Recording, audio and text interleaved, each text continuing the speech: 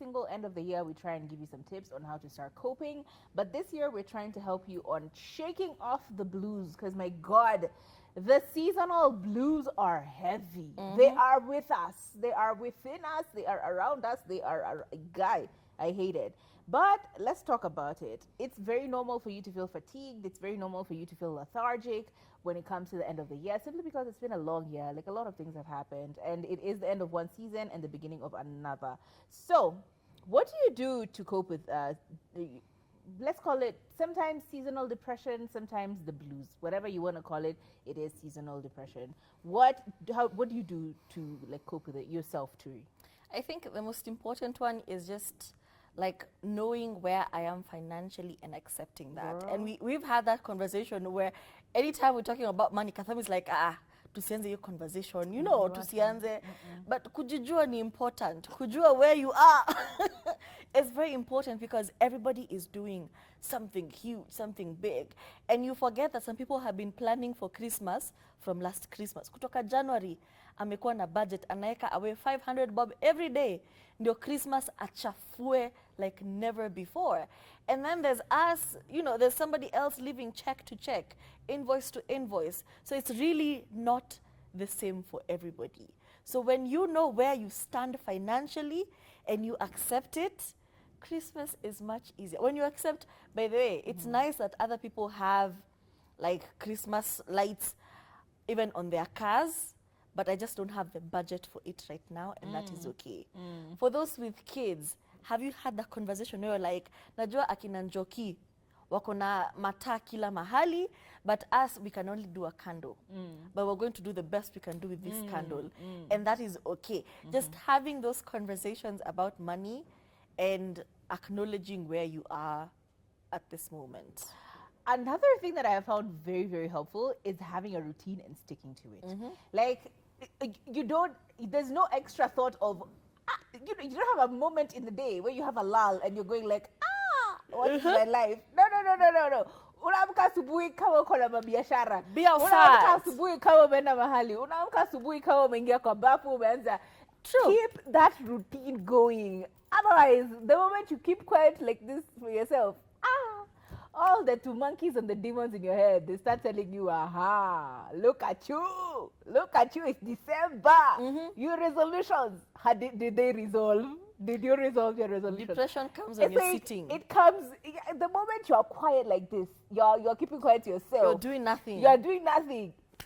Pooh, like a ton of bricks. Exactly. Do you even have money? I want to guess you want to what to me Christmas. Uko na pesa kwa tumia Christmas. Yani, everybody is annoying you, everything is annoying you. But the moment you have a routine, me actually, I have a very particular routine. This whole December, I wake up in the morning even before I have a moment to think.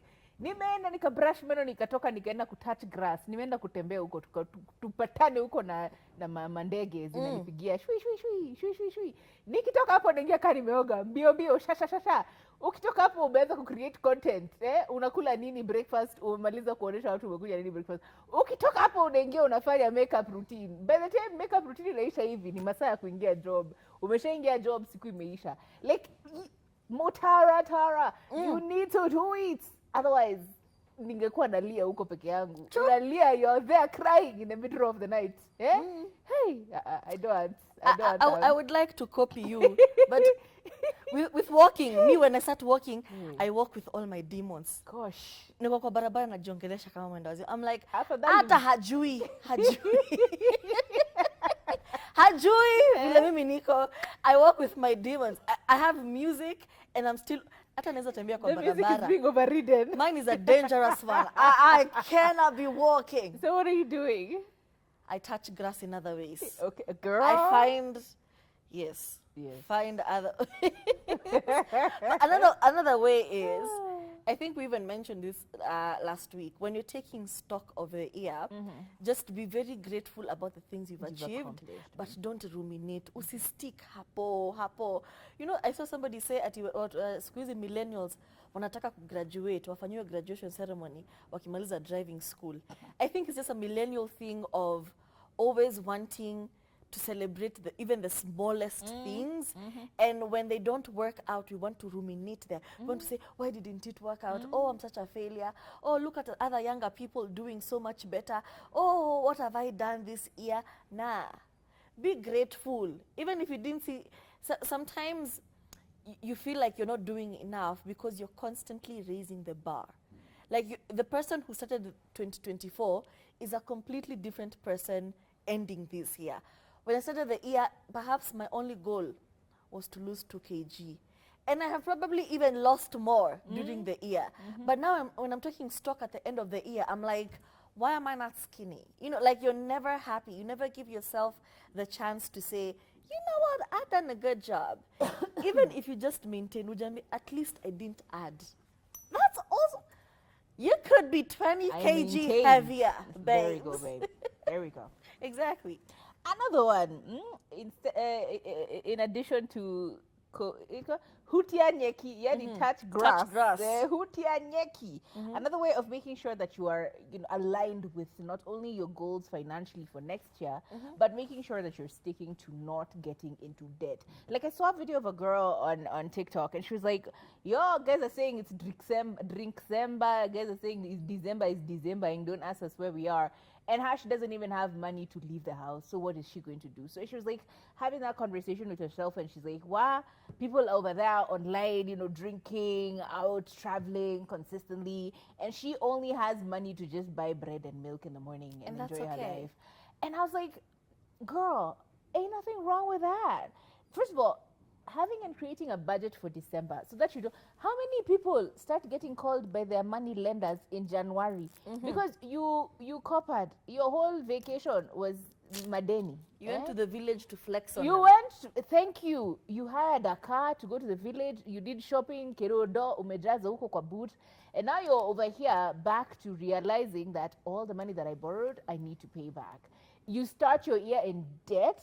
No, girl, don't do that. Don't do it. Don't do it. So it's important for you to create a budget, not just for December, but also having 100% visual and logical creativity in how you're going to also manage for January. Because January is coming, kids are going back to school, some people are going to get laid off. The first week of January, your bosses are telling you, as a new year, we have decided to do a little trimming, to do a little creative accounting, and we're letting you go.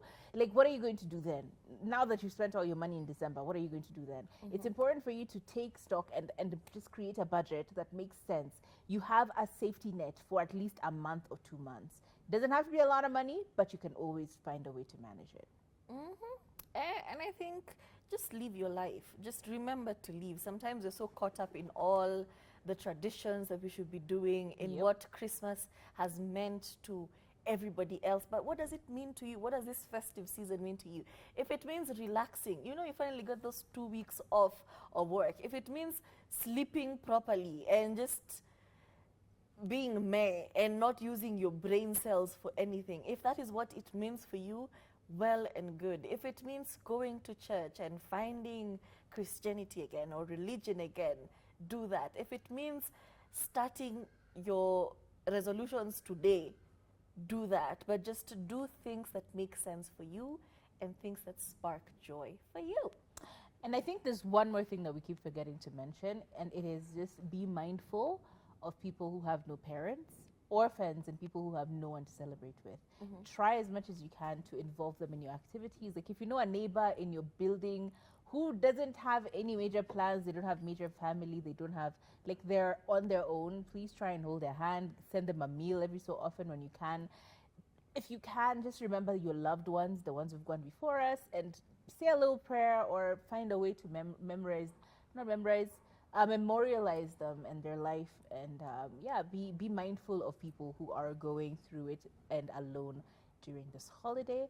Either way, love and light to you guys. Love and light to you, and let's get into this Christmas season. I think we'll see you tomorrow, same time, same place.